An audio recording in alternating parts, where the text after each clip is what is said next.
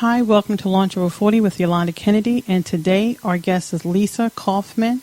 Lisa Kaufman is a trademark and copyright attorney with over 30 years experience. She actually began her career as a trademark attorney at the United States Patent and Trademark Office.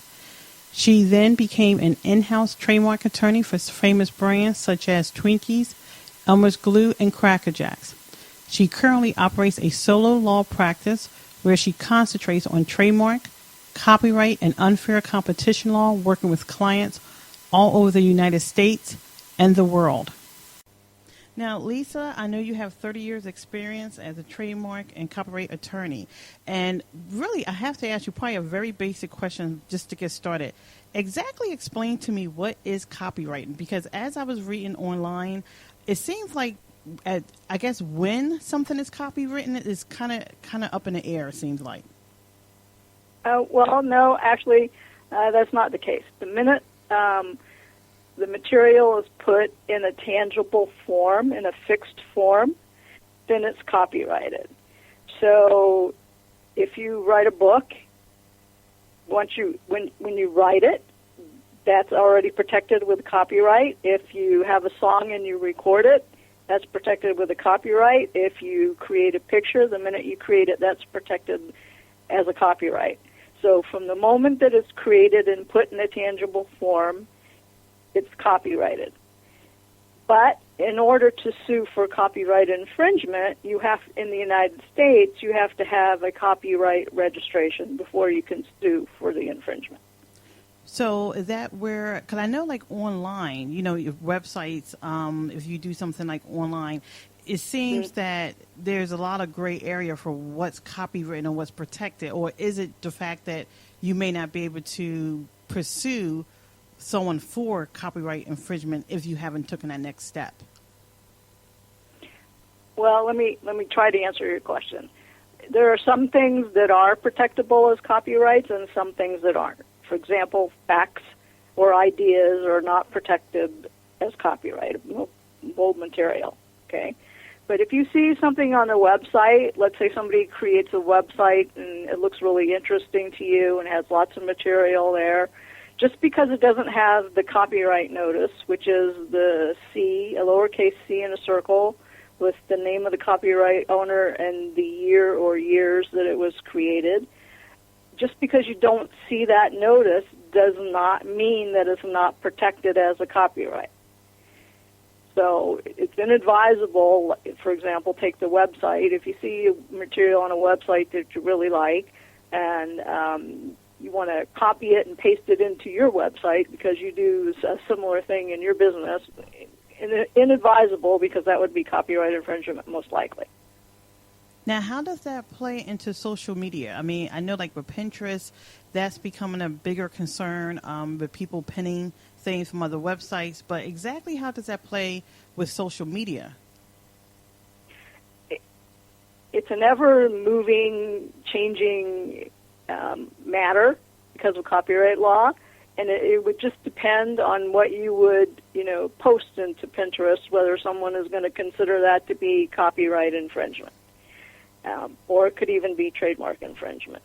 It's just all going to depend on the owner of the material and whether they consider it to be an infringement or not. Now, I know when I sometimes will quote something or pull something from another website, like one of my articles on how to form an LLC, I'll pull some information from the IRS site. I usually add to that link, like say this is from this site, and then link it. Or sometimes in the end of an article, I'll I'll list it as a source. Is that a way to protect yourself against copyright infringement if you think maybe this might be copyrighted material, but you kind of want to share it because it's directly related to the information you're talking about? Again, it depends on the source that you're copying it from, and it depends on what you're copying. But in general, the answer to your question is just because you provide attribution to the source does not mean that you're free of copyright infringement. I could attribute, let's say you took some material that I put up in my website that I created because it's of interest to your customers. Just because you attributed it to me does not mean that you have not infringed my copyright in the text that I created. you have to come to me and ask me for my permission, and that permission preferably should be in writing if you want to use my material that's copyrighted. There, you might see on some websites a notice, this, I just saw one today that said this information is, free for your use. Feel free to copy it and use it. So when you have a notice like that at the bottom or anywhere, on material, then you can feel comfortable that you have the right to use it. But in other cases, it's going to require some investigation on your part, and you should just not randomly copy the material and then attribute it to the source and think that you've escaped any claim of copyright infringement. Why, that's really interesting, because I know, like in college, that's what you had to do. You had to cite your sources. So online is definitely a little different. Well, still in college, let's take an example. You're doing a research paper, and you're, let's say you take, out of, a paragraph out of a paper and put it into yours, and you, again, attribute to the source. It's still possible that that person could sue you for copyright infringement, again, depending on what the material is and the context. There is, an exception in the copyright law, which is called fair use, but there are certain criteria in order to use that material fairly without having, being accused of copyright infringement and having to pay a royalty or getting a license to use the material. That exception is most often used for, educational purposes. But again, it's not always applicable, and you have to be careful when you do that. So what do you recommend to a person who's online that, doing blogging or writing articles for people, basically just trying to get written permission from something before just to cover yourself? That would be advisable, and keep in mind that if the person says no and you proceed, then, you're a willful copyright infringer, which entitles them to even more damages. But yes, it's always advisable, unless you see that notice that says, this is material free for your copying, or, it's just, a collection of facts. And even then, if it's a collection and it's collected in a way that you wouldn't have collected it, then that still might be protected under copyright law. Now, if you have copyright in the United States, does that extend internationally? It can.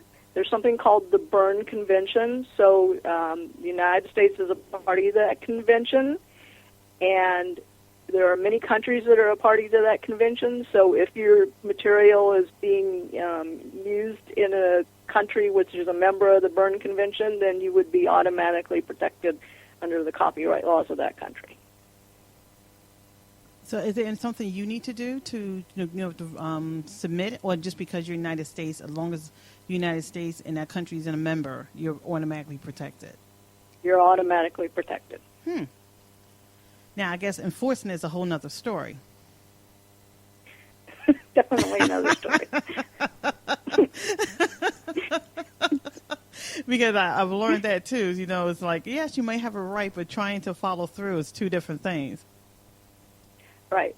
So the owner of copyrighted material has the obligation to protect that material as the owner of any intellectual property right would.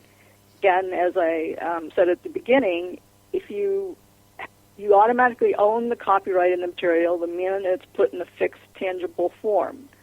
But in order to enforce that copyright in the United States, you have to have a copyright registration.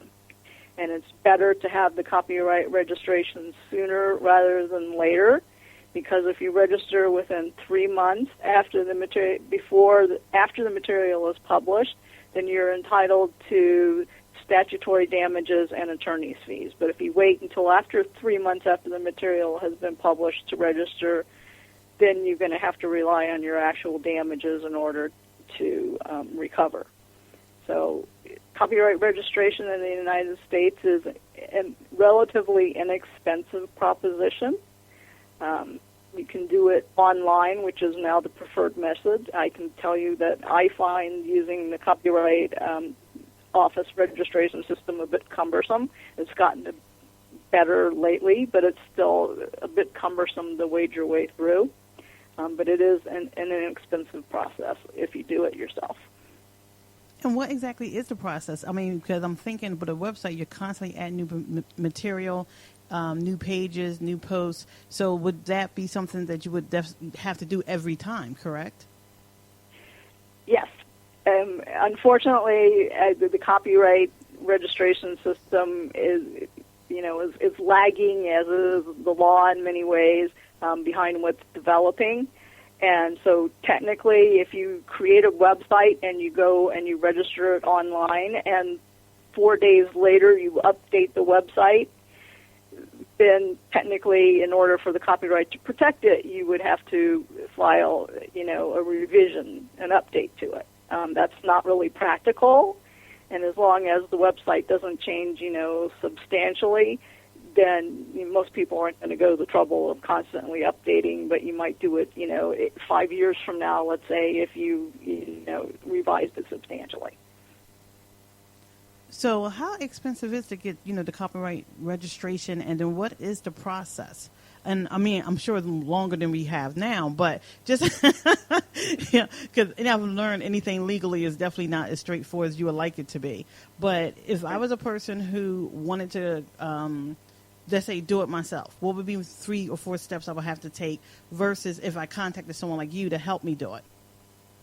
Okay, well, I would always recommend contacting a lawyer just as, to ensure that you're going the right way. But if you wanted to do it yourself, you can go to the website of the U.S. Copyright Office, and there will be instructions there with a link to the form that you need to use. I think you have to register in advance because you have to, in the end, submit a payment. So I think you have to pre-register yourself, and then you go on and then you e-file following the instructions. But as I said, I don't find the instructions that easy to follow.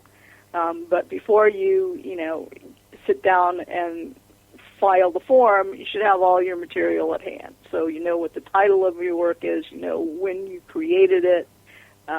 One thing people should really keep in mind is that if you have somebody, this is often a misconception, if you have someone else create something for you, let's say you have someone take a photograph for you, and that's something that you want to put on your website, and you paid the photographer to take the photograph. The photographer owns that photograph, even if you've paid for it, until that photograph is the rights of the copyright in that photograph are transferred to you. And you need to have that transfer in writing for it to be effective. So say, for example, you want to go and now you want to register this. When you see the copyright registration form, it will say, there's a portion in it which says who's the original author. That's the person who created it. And that would be the photographer.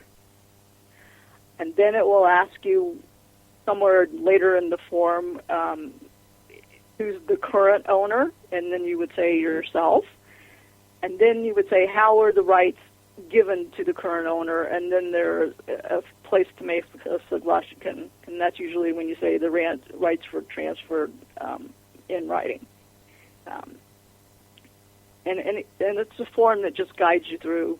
And then in the end, after you complete the form, it's a bit awkward because after you complete the form, after you make your payment, then the Copyright Office will send you a notice saying, okay, and now you have to submit the material.